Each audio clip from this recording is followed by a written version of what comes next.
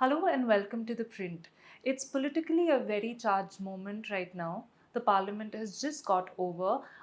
It was not a very productive session of parliament, as we know, but outside the parliament, streets are buzzing with political activity for a while now. We know for a fact that the special intensive revision process in Bihar is underway. The case is also being heard in the Supreme Court. Simultaneously, the vote chori campaign, started by the Congress, but one that has become a sort of campaign that is being now participated in by the whole of the opposition, has gathered a lot of steam. So, to talk about all of these issues, I have with me General Secretary of the CPIM, Comrade M.A. Thank you so much for joining us at the Print, sir. My first question to you is to tell me how you see this political moment. Why do you think, for example, that the government has brought in these constitution amendment bills, which our viewers would by now know, basically allow for a PM, a chief minister, or a minister to be asked to leave office if they're in custody for more than 30 days? So why do you think the government has brought this right now, given that they don't have the kind of majority required for a constitution amendment to actually go through, which is a two-thirds majority in parliament? So why do you think this has happened? Actually, it is either Mr. Narendra Modi or Mr. Amit Shah who should reply your question. But Is how the, do you, as a political yeah, observer, player, how do you yes, see yes, this? I am going to reply to that. But actually, this question, Modi and Amit Shah should have asked themselves. You see, uh, they brought it because they have their own agenda, clear-cut agenda. Without proper calculation, a home minister will not bring in a bill. In fact, three bills, interrelated bills, on the floor of the House. So we want Indian people to ask this question, which you asked me. My reply is that in 2014 Lok Sabha election, Modi won. For the first time, BJP had a majority on its own, which his senior leader, Mr. Adal Bihari Vajpayee, did not have when he was the Prime Minister. Then in 2019, next Lok Sabha election too, BJP won an absolute majority, improved victory. Then in 2024 election, Modi and BJP lost their majority on the floor of Lok Sabha. This is a minority government. Now Modi continues as Prime Minister for the third term because he has two crutches. One is United Janata Dal United of Nitish Kumar, Bihar. The other one is Chandrababu Naidu, TDP. Without the support from these allies, he cannot implement the agenda of RSS. I qualify fascistic RSS. So how he can continue? He want to terrorize chief ministers and his allies that I have these weapons in my hand. He doesn't have majority to pass this constitution amendment, but he is sending the signal to all his adversaries, not only his allies, but maybe within his party also, as prime minister. So you think for more than for their political adversaries, this bill uh, is a weapon, a threat to the BJP's allies? Is that what you're saying? This is basically against the opposition, but it is against certain parties who are for the time being positioned with the In the BJP, NDA? BJP, and he has his own doubts about discussion within RSS and BJP as to what Narendra Modi would do when he himself turned 75, because he got Mr. Advani, senior leader, and Mr. Murali Manohar Joshi to step down. So, will that principle be applicable to Narendra Modi also? That question would also come. So, this is to handle all these things. He is taking this Brahmastra into his hands, which cannot be legalized because two-third majority is required. So, he is making his intentions clear that I have many weapons. Enforcement Directorate, which is an extended department of BJP now, Enforcement Directorate, and various other, tools in the hands of the central government. So you briefly spoke about the BJP and RSS tensions, if I'm not wrong. When the left, when your party consistently says that the BJP and RSS agenda is identical, do you think you undermine some of the tensions between the two organizations that we have extensively reported on, that all of us know are also, sort of drawing room chatter at this stage between the RSS and the BJP, this entire debate about the age, and we've had the RSS chief say a lot of things obliquely, but we have had them. So do you think those tensions are in any way significant for the opposition to tap into? No, we are not thinking in terms of making use of certain problems developing between RSS and BJP. Do you think Or they're insignificant? we don't think it's insignificant. It is important, but it's actually a family problem. They are of the same family. They may settle those issues. But for the country, democracy is important, secularism is important, social justice is important. So the RSS agenda and the RSS tool, which is BJP, through which they are trying to achieve their agenda, realize. We have to be very, very careful about, and we have to protect constitutional values. Ambedkarji spoke about one person, one vote.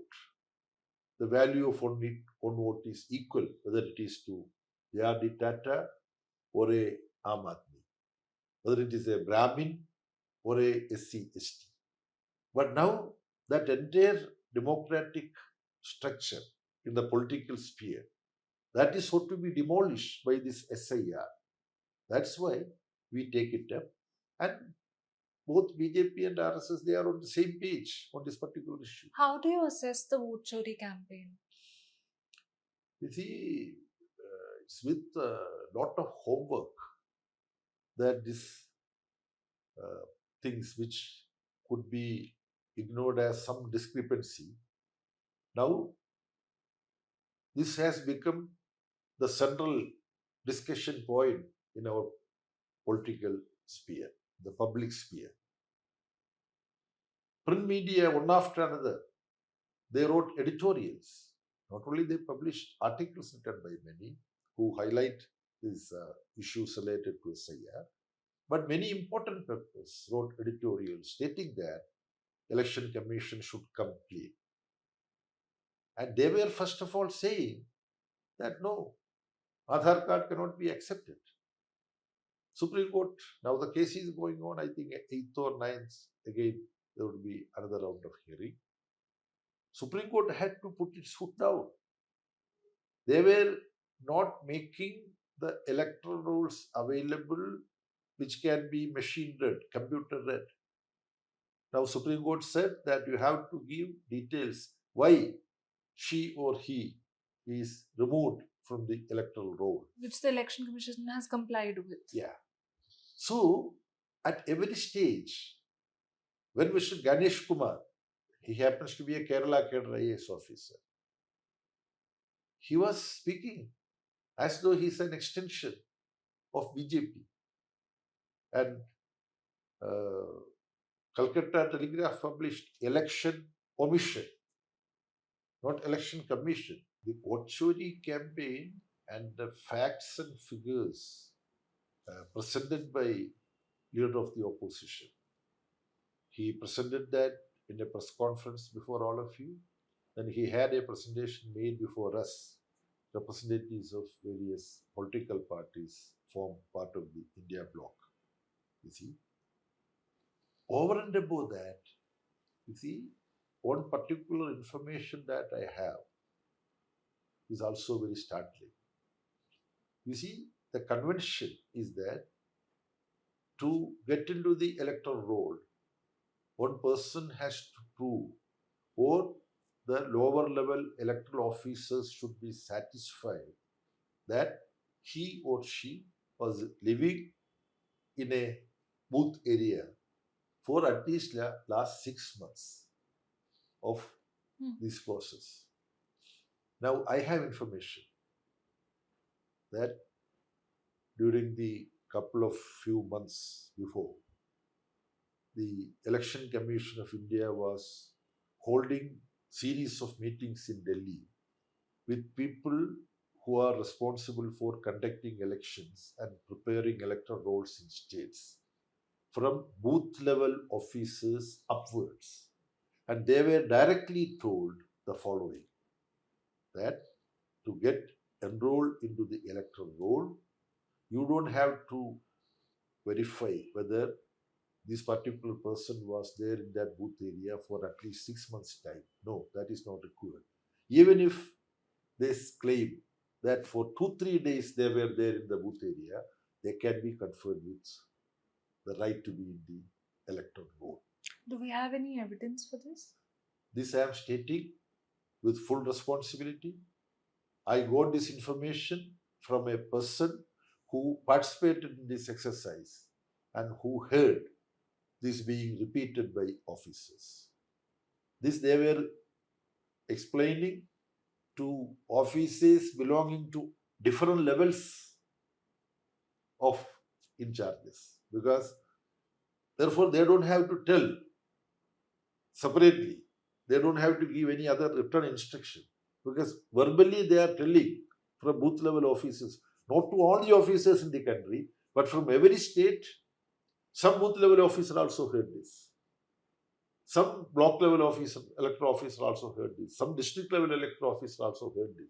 So this is a message So that you is have purport. people across multiple states corroborating this to you. That's right. That's right. Now it's up to you to why this is required. This is how, for example, in Trichure, people whose names are there in the voters list of distant assembly constituencies outside the Trichure parliamentary constituency, or within the parliament constituency, different assembly constituencies. They are all getting enrolled in different constituencies. So the same person will go and vote in this booth, then the same person will go and vote in another booth. This has been proved in the case of Trichure, that is a Kerala Lok Sabha seat from where BJP won. So he had contested the election earlier and he lost by more than a lakh vote.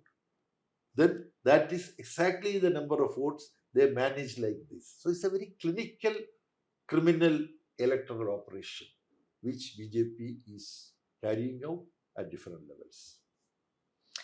I have to ask you about the India bloc alliance, but you call it an arrangement.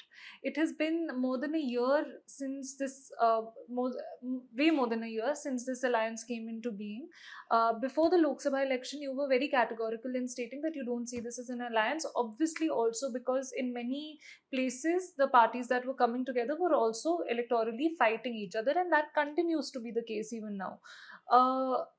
How do you assess the evolution of the India bloc in the last 1 year? Do you think there is more mobilization that has happened across parties? Do you think there is more, they're more in the parties in the bloc are more in sync with each other now than they were a year ago? How do you assess the India bloc right now? You see, briefly, first of all, we should appreciate that this India bloc arrangement uh, succeeded in proving to the Indian population and to the world that Modi and BJP, they are not invincible. They can be defeated. And they have been brought down into a minority, so far as BJP is concerned. That is the success of the working of the India bloc. We wanted to reduce the number of seats where India bloc parties would be contesting each other. We wanted, out of 543, if in 500 seats we could put up common candidates, that would have been good. But as you have rightly pointed out, there are problems in different states. And India is a huge subcontinent. Uh, Political complexities are there. So we are practical. That's why, rather than calling it India Alliance, we called it India Bloc. We are a common bloc, but there are certain problems internally. The place where we sit now, even though it's a seat of power center of Narendra Modi, there was Kejriwal running the Delhi state government. And Modi tried and tried many times, BJP tried, but they were unsuccessful in dislodging Aam Aadmi Party and Kejriwal. But last time, BJP won because the problems within the India bloc, two important parties, Aam Aadmi Party of Kejriwal and Congress Party, they could not sort it out. They also vigorously, I don't say venomously, but very close to that, they fought with each other. BJP took the advantage of that. So these problems are there. Notwithstanding these problems, India bloc is a political arrangement which can defeat BJP in the coming elections. We want to test that with the Mahagathbandhan in Bihar. Then we have assembly elections next year beginning in 5 states, 4 states and 1 union territory. We are sure that if we, the parties in the India bloc, move carefully, cautiously, with reason, recognizing the reality, not exaggerating one's own influence, which would lead to breakup of seat division discussions.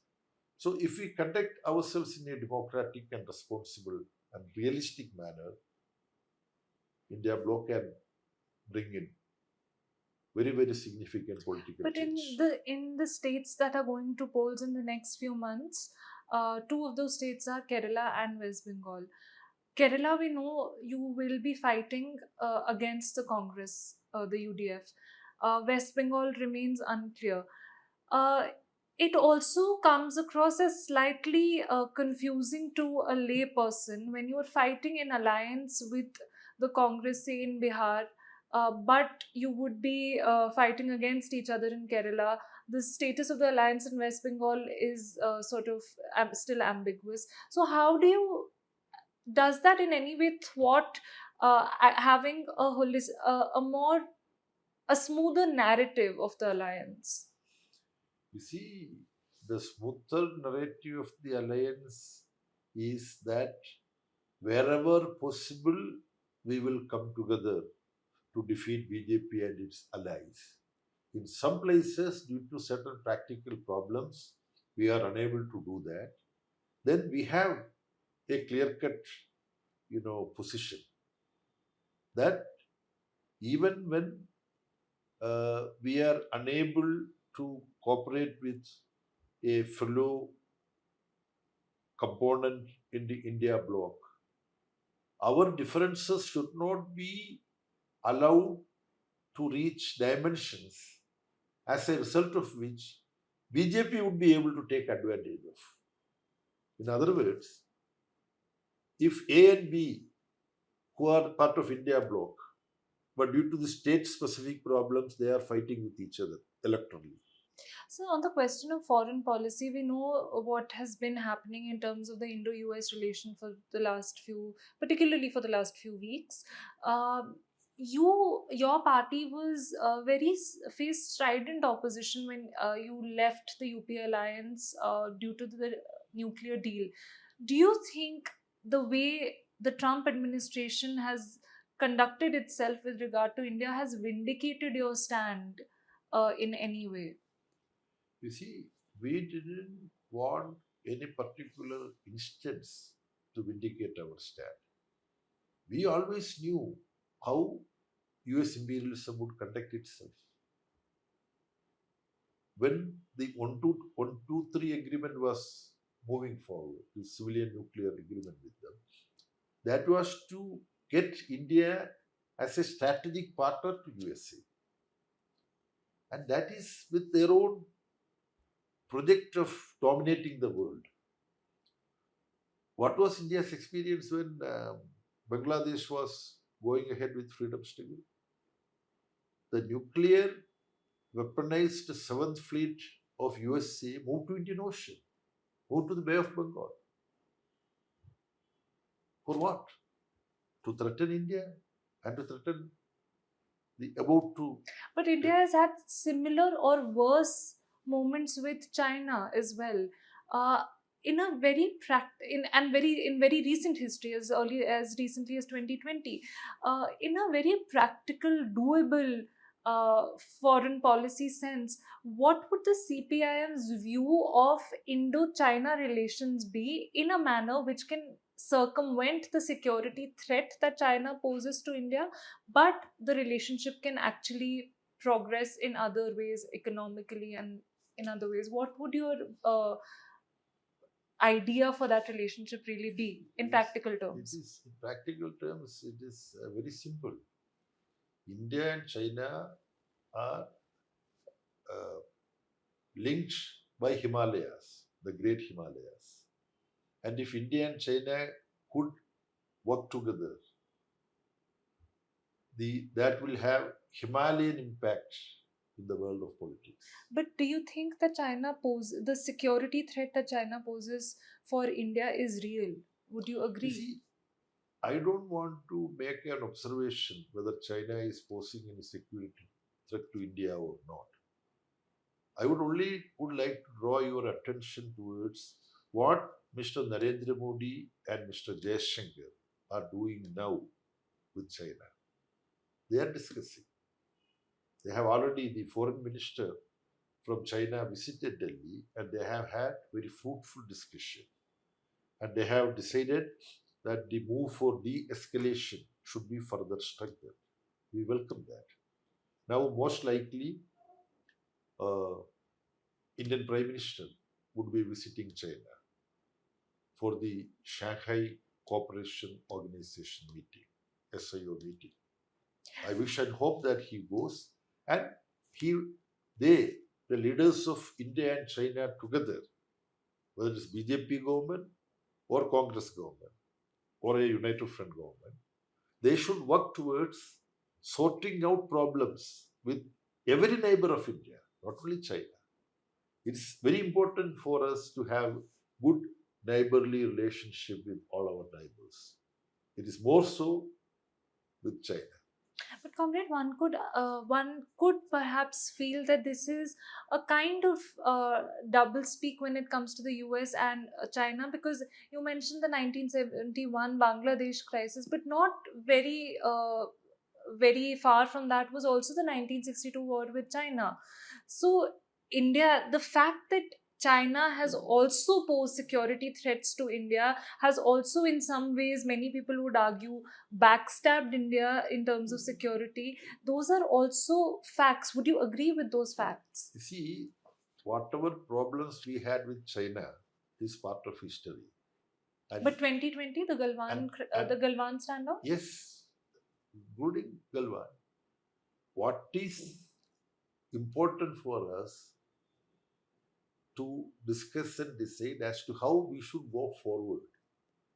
When we try to go forward, all that had happened, all the criticism that we have had mutually, all that is there, part of history. So, our point is, the problems between India and China should not be solved through armed conflict. It should be discussed over a table. And through discussion and negotiation, you should find solution to your problems. Now, I have to reply to you because you asked a very relevant question. When CPIM says that you can negotiate and settle and can have good friendly relationship, why don't want that with the United States of America? Who says so? We want good relationship with United States of America also. We are not that we are against any good relationship with the United States of America. How can a country ignore United States of America? It's a powerful country in the world. We should have good relationship with USA also. But it should not be a subservient approach with USA. USA should not have a top-down approach. What is the approach of Trump? If you buy oil from Russia, 25%. If you don't do this, another 25%. When Bolsonaro in Brazil was proceeded against by the Lula government, 25% or 50%, I don't remember, tariff. Why? You are proceeding, you are moving to prosecute Bolsonaro for certain crimes he committed or he supposed to have committed when he was president. So you were kind enough to take out time a little more than a month ago, where you had a very detailed conversation with our political editor, Mr. T.K. Singh, as well. And I was going through the comments in to that conversation, and some of the comments struck me. One of them said that communism is like Nokia 3310 in the age of iPhone. Someone else also said that their philosophy is simple: we don't like the rich, we want everyone to be poor. I want to understand, how does the left actually battle this perception? Because this perception is, one, deeply embedded. Two, it is almost like, to most people, the left comes across as a party that represents, in some way, the antithesis of aspiration. Because post 90s, we saw when the McDonald's burger became a symbol of aspiration, the left was opposing it. Now, when wearing Zara clothes is a symbol of aspiration, the left continues to oppose it. So, how does the left bridge this perception, this gap? First of all, some people to this question, which is very relevant, and I am very happy that you raised it. Some would respond that some people are not knowledgeable enough, therefore they criticize it. And those who make these statements, uh, they would be subjected to criticism by some of my friends. But I will not do that. I would self criticize. I would say that it is because of the failure of people like me to explain what is that we stand for, what is socialism, what is communism. It is our weakness, our shortcoming of not lucidly explaining the socialist ideal. Therefore, the very superfluous and bogus explanation that distribution of poverty is socialism, that kind of explanation, you repeated that. This is not a fact. You see, after the October Socialist Revolution, the kind of, you know, stunning progress that Soviet Russia was able to achieve, it is uh, there to see for everybody. But what about in India? Where did where did the left lose the plot in India? At what point? Because in the 2004 election, you had more than 40, I think 43 seats. Now we see, for the last many elections, it's about 3 seats here, 4 seats there. Where do you think you lost the plot in India? You see, it's a question which, if we were aware of the reply to your question, then we would not have been in this plight. We would have corrected. So we are also trying to find out. But the point is that, briefly, I can say that we failed to recognize the changes which have been taking place in Indian society. What are some of the changes? There are many things. I mean, what are some of You the know, changes that stand out? you see, there are two aspects. One, with the extreme capitalist economic policies, which are, you know, uh, presented with a euphemism, that is neoliberal economic policy. Neoliberal economic policy, fronts like Aijaz Ahmad used to say extreme capitalist economic policies, which is wrongly stated as neoliberal policies. So I recall that this has created uh, some opportunities also to sections of middle class. You see, the number of people traveling by flight. You see, a new middle class emerging with IT and IT related service industry and so on. So it has generated lot of aspirations with regard to the new economic policy. But the number of people living under poverty also was increasing. But the point, it seems to be, is that even those living under poverty, the aspiration is to go down that road of aspiration, of the IT revolution, of capitalism. No, partially you are right. Even while those who are living a below poverty line life, where they are unable to send their children for education, when they are with disease, no proper treatment is available. These aspirations could be generated through spread of television. Even Or the in phone, increasingly. of course, even in busties, they have some common facility. So maybe we will have a different life in future. This kind of. Then in Indian context, you see the way in which caste-related political micromanagement is being carried out by various political forces. See? And the Red Flag Party, we take up caste oppression and class exploitation. Both we take up. But many a time, emphasis, more emphasis used to be for class struggle. So, Indian society has caste discrimination, social oppression as a big issue. Then Do you see that as a very significant error, undermining caste? we have been trying to take the caste differentiation and social issues also into consideration, and we have been trying to work, but we were not successful in taking up social issue and class issues side by side. We used to explain that on two legs only the working class movement can progress, taking up social oppression and taking up class oppression. But in implementing it, there were inadequacies. So you have, in the last few months, I think the party has repeatedly emphasized the need to uh, re-look at the way it has postulated or it has spoken about religion uh, publicly, ideologically. We're seeing that even in Kerala. I think one thing that stood out for me is that the Kerala government is organizing an Ayappa conference. Uh, what is this rethinking with regard to religion that is happening? Do you think that most people do feel that the left is anti-religion? Is that what you're trying to? Is that the impression that you're trying to change?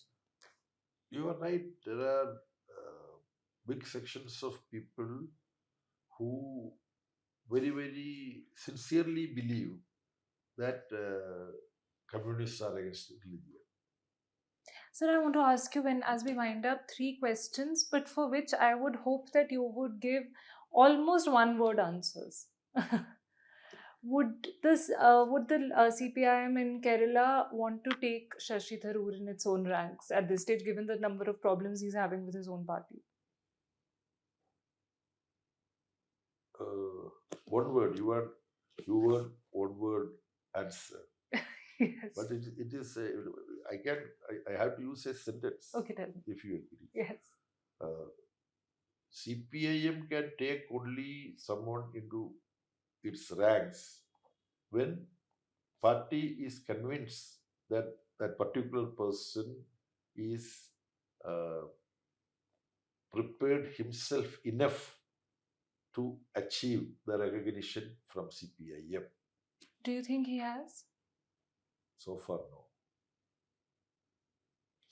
no. Your CM face in Kerala, who would that be in the upcoming assembly elections? The CM for CPIM would be decided by CPIM once LDF gets a majority. So you're not going to have a CM face before the election? You see, the election campaign would be spearheaded by the present chief minister. Okay. He is the most popular leader of CPIM. So he will be heading the campaign in Kerala. But whether or not he remains the CM or the who comes in, That question would be addressed as and when we get a majority. in West Bengal, sir, an alliance with the Congress, yes or no? it also cannot be said yes or no. It depends on the emerging political situation in West Bengal. Right now, if given things how they stand at present? Right now, there is no that cooperation in the last election is not continuing now. It's a clean slate now. All right. Thank you so much for joining us at the Print, sir.